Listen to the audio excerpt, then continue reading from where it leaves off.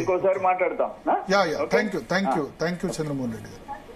So స్పందన, మొత్తానికైతే భాష చాలా దిగజారిపోతుంది, రాజకీయాల ప్రమాణాలు దిగజారిపోతున్నాయి.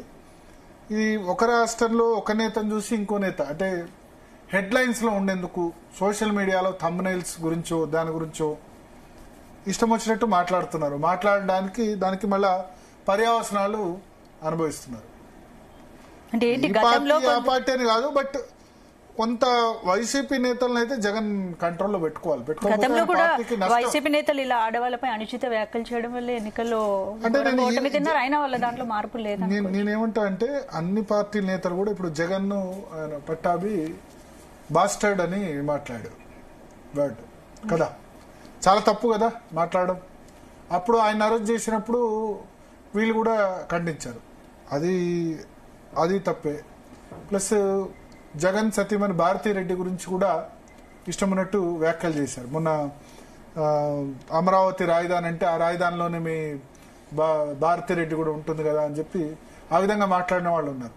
అది తప్పే, ఇది తప్పే. అంటే నేను జస్టిఫై చేయట్లేదు. ఒకటి, చంద్రబాబు సతీమణి భువనేశ్వరి గురించి అసెంబ్లీలో మాట్లాడిన మాటలను అయితే మిగతా ఏ కామెంట్స్ తో కూడా కంపేర్ చేయరాదు. ఒక మాజీ ముఖ్యమంత్రి సతీమణి, ఆమె ఎన్నడూ కూడా భర్త ముఖ్యమంత్రి అయినా 95 నుంచి ముఖ్యమంత్రి అయినా ఎన్నడూ డైరెక్ట్ గా రాజకీయాల్లో పార్టిసిపేట్ చేయని వ్యక్తిని తీసుకొచ్చి కామెంట్ చేశారు. అదే రోజు నేను చాలాసార్లు చెప్పాను, అదే రోజు వల్లభనేని వంశీని కొడాలి నానిని ఇద్దరిని జగన్ మందలించి ఉంటే, అక్కడే ఇమ్మీడియట్ గా అసెంబ్లీలోనే మందలించి ఉంటే, లేదా మేము మందలించామని కనీసం లీక్ వచ్చి ఉంటే ఇటువంటి పరిస్థితి ఉండేది కాదు.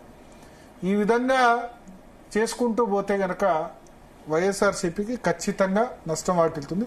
ఒకసారి వేమిరెడ్డి ప్రశాంతి రెడ్డి గారు ఏమన్నారో మనం చూద్దాం.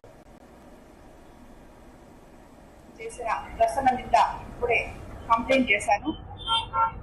మేమందరం ప్రసన్న, ఏ మహిళ కూడా ఇలాంటివి తిరిగి మళ్ళీ ఫేస్ చేయకుండా ప్రభుత్వం చట్టం కలిసి అతన్ని అరెస్ట్ చేయాలని డిమాండ్ చేస్తున్నాం. మహిళలం అందరం మళ్ళీ ప్రసన్న ఇలాంటి మాటలు మాట్లాడకుండా, లేనిపోని సంస్కారం లేని మాటలు మాట్లాడకుండా అతన్ని అరెస్ట్ చేయాలని నేను ప్రభుత్వాన్ని కోరుతున్నాను.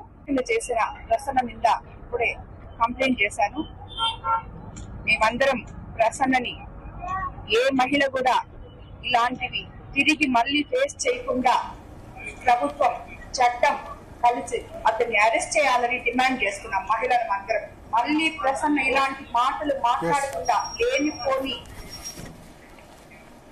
సో మొత్తానికి చూసావు కదా స్పందన, డెఫినెట్ గా రాజకీయాలు మన తెలుగు రాష్ట్రాల్లోనే, మిగతా నాకు తెలిసి నార్త్ లో ఇంత ఈ స్థాయికి అయితే దిగజారలేదు. రాజకీయాల్లో ఉన్న లేడీస్ గురించి మాట్లాడుతున్నారు. రాజకీయాలకు ఎందుకంటే రేపు మహిళా రిజర్వేషన్ వస్తే 33% మంది మహిళలు ఎమ్మెల్యేలు ఎంపీలుగా ఖచ్చితంగా ఉంటారు. ఇప్పుడంటే రాజకీయ పార్టీలు 10-15% మించి ఇవ్వట్లేదు.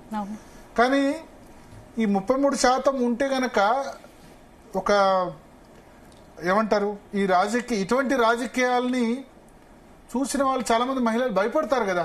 మెరిట్ ఉన్న వాళ్ళు కూడా నేను రాజకీయాల్లోకి వస్తే నా మీద ఈ విధంగా ప్రత్యర్థి విధంగా మాట్లాడతారు అని చెప్పి ఓన్లీ మగ ఆడ తిట్టుకోవడం కాదు, ఆడవాళ్ళు కూడా ఆ విధంగా తిట్టిస్తున్నారు. రోజాను మరొక లేడీతో తిట్టిస్తారు, రోజా ఇంకో లేడీ గురించి కామెంట్ చేస్తూ ఉంటారు. సో ఒకటైతే చెప్తున్నా, వైఎస్ జగన్మోహన్ రెడ్డి వచ్చే ఎన్నికల్లో అధికారంలోకి రావాలంటే గనక ఖచ్చితంగా ఇటువంటి వాటిని ఆయన సహించకూడదు. తప్పు చేసిన వాళ్ళని ఆయన ఖచ్చితంగా అట్లీస్ట్ బహిరంగంగా సెన్సార్ అయినా చేయాలి. ఇది తప్పు, ఇది మా విధానం కాదు అని చెప్పాలి. అంతకుముందు వాళ్ళు చేశారా వీళ్ళు చేశారా అన్నది పక్కన పెడితే మనం ఏదో ఒక ఎగ్జాంపుల్ అయితే క్రియేట్ చేయాలి. ఇప్పుడు భారతీరెడ్డి గురించి కామెంట్ చేసిన వాళ్ళని తెలుగుదేశం పార్టీ అరెస్ట్ చేసింది. అయితే వాళ్ళు ఏమంటారంటే ఓన్లీ కామెంట్ చేసిన వ్యక్తిని అరెస్ట్ చేశారు, దాన్ని వీడియో అప్లోడ్ చేసిన వాళ్ళని లేకపోతే మిగతా వాళ్ళని ఎందుకు అరెస్ట్ చేయలేదని వాళ్ళు కూడా అంటారు. ఇప్పుడు చర్చలో మన చర్చ సాక్షి టీవీలో ఏదైతే కొమ్మినేని శ్రీనివాసరావుని అరెస్ట్ చేసిన విధంగా ఆ షూట్ చేసిన వాళ్ళని కూడా ఎందుకు అరెస్ట్ చేయలేదు, అది జరిగిందంతా కూడా ఐటీడీపీ వాళ్ళని కూడా అరెస్ట్ చేయాలి కదా అని వాళ్ళు అంటారు. దీనికి చర్చ ఉండదు. బట్ అల్టిమేట్ గా రేపు 33% రిజర్వేషన్, మహిళా రిజర్వేషన్ ఇంప్లిమెంట్ అయితే ఇంకా చాలా మంది మహిళలు రాజకీయాల్లోకి రావాలనుకుంటారు. ఎందుకంటే రాజకీయ పార్టీలు ఇప్పుడు ఆపర్చునిటీ ఇవ్వట్లేదు, ఖచ్చితంగా ఇవ్వాల్సిన కంపల్షన్ వస్తుంది. కానీ అప్పుడు చాలా మంది మెరిట్ మహిళలు ఇప్పుడు ఏమైందంటే రాజకీయాల్లోకి అయితే భార్యలో, కూతుర్లో ఆల్రెడీ పాలిటిక్స్లో ఉన్నవాళ్ళు వస్తున్నారు. అట్లా కాకుండా నిజంగా మెరిట్లో ఉన్నవాళ్ళు రావడానికి భయపడతారు ఇటువంటి కామెంట్ చూసి. సో ఆ విధంగా అటువంటి సిచ్యువేషన్ అయితే రాకూడదు. Very very unfortunate Nallapareddy Prasanna Kumar Reddy చేసిన కామెంట్స్. దాని పర్యవసనం ఇల్లు మొత్తం కూడా ఎవరి కంట్రోల్లో ఉండదు కదా, దాన్ని మనం జస్టిఫై చేయం.